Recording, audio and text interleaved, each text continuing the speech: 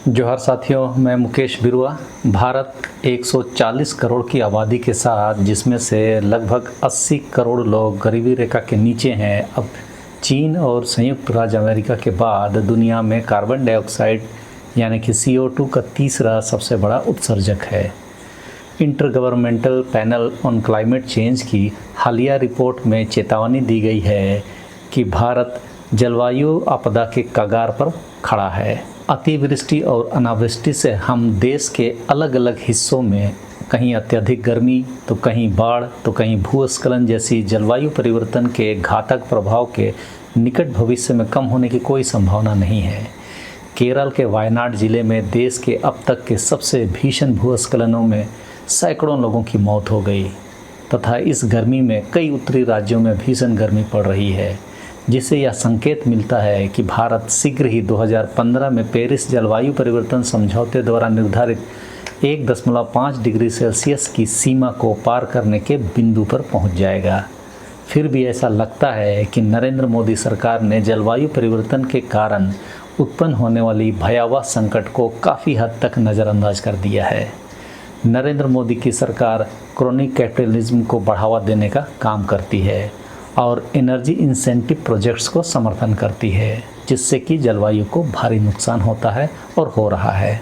कोयला आधारित उद्योग को समर्थन करना एक उदाहरण मात्र है। इन सबके बीच में कोई आश्चर्य की बात नहीं है कि अब तक नरेंद्र मोदी सरकार ने एक समन्वित राष्ट्रव्यापी जलवायु रणनीति बनाने में असफल रही है। बढ़ती स्वास्थ्य समस्याओं सहित जलवायु परिवर्तन के प्रभाव के कारण गरीबों के समक्ष आ रहे जीवन मरण के संघर्ष को नहीं पहचानना एक राष्ट्र के लिए दुखद है। Post colonial theory and subaltern studies में अपने मौलिक कार्य के लिए प्रसिद्ध भारतीय इतिहासकार दीपेश चक्रवर्ती एक विशेष ग्रह कैलेंडर के अनुसार मिलकर काम करने की आवश्यकता पर बल देते हैं। उनकी नवीनतम पुस्तक, जिसका फ्रेंच में भी अनुवाद किया गया है, the climate of history in a planetary age, को 28 अगस्त को लौसाने में प्रतिष्ठित 46वें यूरोपियन एसे प्राइज से सम्मानित किया गया। इसकी जूरी ने भी माना कि यह पुस्तक मानव युग और जलवायु परिवर्तन की इस दुनिया में मानव की जिम्मेदारी की बेहतर समझ प्रदान करती है। यह अपने ग्रह की ग्रहीय दृष्टिकोण का संपूर्ण मूल्यांकन प्रस्तुत करता है, साथ ही समय और इतिहास के साथ साथ पॉलिटिसाइजेशन ऑफ द अर्थ की एक नई धारणा को सामने लाता है। कई इतिहासकारों ने चक्रवर्ती की पुस्तक को मानव युग के विभिन्न क्षेत्रों में सुकरातीय अन्वेषण के लिए एक अद्भुत यात्रा कहा है, जो बताती है कि कैसे मानव निर्मित जलवायु परिवर्तन ने हमें एक नए चरण में ला खड़ा किया है, जो लगभग 11,700 वर्ष पहले शुरू हुए होलोसीन यानी कि इंटरग्लेशियल पीरियड के अंत का संकेत देता है। संयोगवश यह तारीख 1784 में जेम्स वाट द्वारा भाप इंजन के डिजाइन से भी मेल खाती है। मानव युग शब्द वास्तव में एक प्रसिद्ध नोबेल विनिंग केमिस्ट पॉल क्रूटजेन द्वारा गढ़ा गया था, जो वायुमंडलीय रसायन विज्ञान पर काम करते थे। इसके बाद इंटरनेशनल जियोस्फीयर बायोस्फीयर प्रोग्राम 1987-2015 में वैज्ञानिक समुदाय के भीतर कई बहसों के बाद इसे प्रमुखता मिली। अर्थ सिस्टम यानी कि पृथ्वी प्रणाली शब्द को इस तरह से गढ़ा गया कि जियोलॉजिकल एंड बायोलॉजिकल प्रोसेस एक साथ मिलकर सामान्य रूप से जीवन का समर्थन करती है। न केवल मानव जीवन बल्कि सभी प्रजातियां और इन प्रक्रियाओं द्वारा समर्थित जैव विविधता को भी। दीपेश चक्रवर्ती के अनुसार एंथ्रोपोसीन यानी कि मानव युग इस बात को रेखांकित करने का एक तरीका है कि मनुष्य आज इतना शक्तिशाली हो गया है कि वह पृथ्वी को बदलने वाला एजेंट बन गया है। पृथ्वी को छोड़िए, आज तो भगवान भी आदमी ही बना रहा है। टेक्नोलॉजी, जनसंख्या और अपनी ज़रूरत से मानव आज न केवल अपने अस्तित्व के आधार को नष्ट कर रहा है, बल्कि सभी प्रकार के जीवन के अस्तित्व के आधार को भी नष्ट कर रहा है। हमें जीवित रहने के लिए अब अन्य प्रकार के जीवन की आवश्यकता है, यानी कि आदिवासी जीवन जीने की आवश्यकता है, प्राकृतिक जीवन जीने की आवश्यकता है। मानव इतिहास और प्राकृतिक इतिहास के बीच दूरियां समय के साथ घटी है और मानव प्राकृतिक इतिहास को प्रभावित करने वाली एक बड़ी शक्ति है। देखा जाए तो पूंजीवाद ही जलवायु परिवर्तन का एकमात्र कारण है।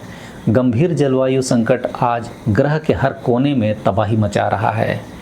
विकास करने और अन्य विकसित देशों के बराबर आने की हमारी इच्छाओं के कारण ऊर्जा की अत्यधिक खपत हुई और वायुमंडल में अधिक ग्रीन हाउस गैसें उत्सर्जित हुई, जबकि गांधी जी और कई अन्य नेताओं और विचारकों ने इसका विरोध किया था।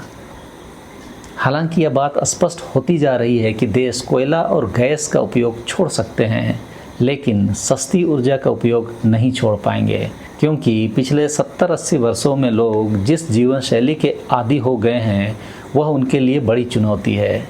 पूंजीपति अपनी हाई एनर्जी लाइफस्टाइल के बिना नहीं रह सकते, लेकिन हमें यह सुनिश्चित करने के लिए सभी प्रकार की तकनीकों को आजमाना होगा कि हमारी एनर्जी ड्रिवन लाइफस्टाइल जैव विविधता को नुकसान ना पहुंचाए।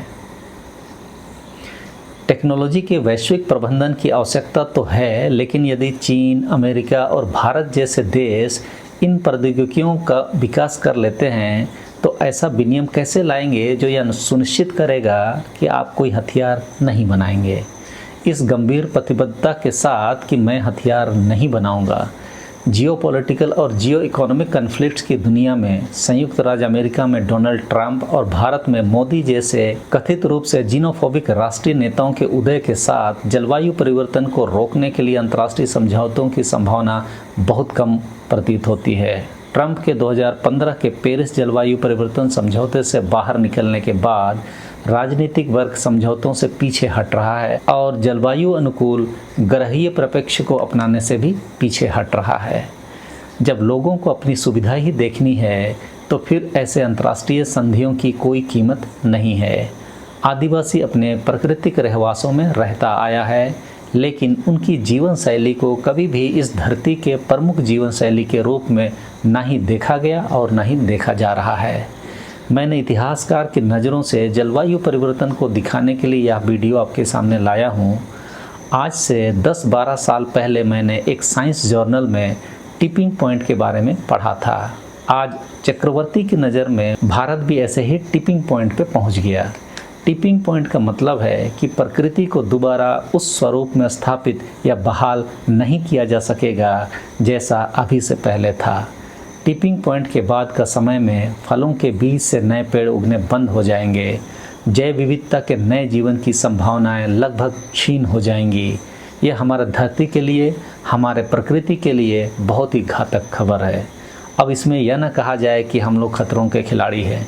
कुछ ही दिनों में सब कुछ तबाह हो चुका होगा। मतलब जिसे हम प्रलय कहते हैं, आग की बारिश कहते हैं, बस वही हमारा इंतज़ार कर रहा है। एक ज़माने में किसी ग्रह के पृथ्वी के बगल से गुजरने को भी कितने डर से देखा जाता था कि कहीं पृथ्वी से टकरा जाएगा तो हम लोग समूल ख़त्म हो जाएंगे।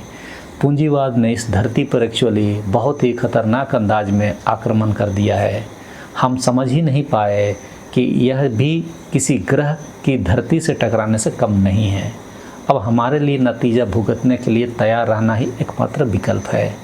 इन शोध पत्रों से तो यही प्रतीत होता है। मेरा मकसद आपको डराना नहीं है, बल्कि डर के आगे जीने की कला सीखने के लिए आपको तैयार रहने के लिए आगाह करना है।